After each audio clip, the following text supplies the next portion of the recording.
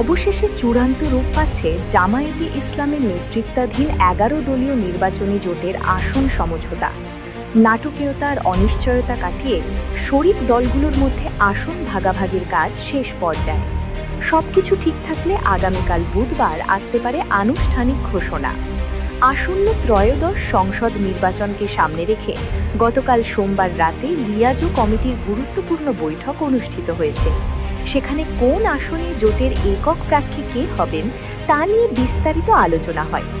জামায়াত আমির doctor Shafiqur Rahman জানিয়েছেন, আজ মঙ্গলবারের মধ্যেই আসন সমঝোতা একটি নির্দিষ্ট রূপ পাবে এবং বুধবার চূড়ান্ত ঘোষণা করা হবে।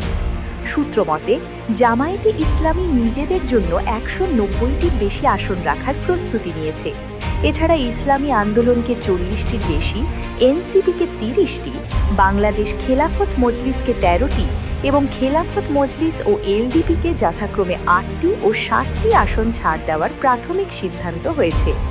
এবি পার্টিকে ৩টি আসন দেওয়ার বিষয়েও আলোচনা হলেও কয়েকটি দলের চাহিদা অনুযায়ী আসন সংখ্যা কিছুটা বাড়ার আভাস পাওয়া গেছে।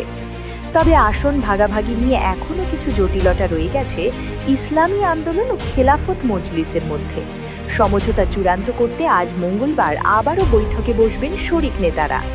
বাংলাদেশ খেলাফত মজলিসের মহাসচিব মাওলানা জালাল উদ্দিন আহমেদ জানিয়েছেন, তাদের চাহিদা এখনও পূর্ণ হয়নি, তাই সমঝোতা নিয়ে আলোচনা অব্যাহত আছে। এদিকে রাজনৈতিক সমীকরণ মেলাতে তৎপর রয়েছে জাতীয় নাগরিক পার্টি বা এনসিপি।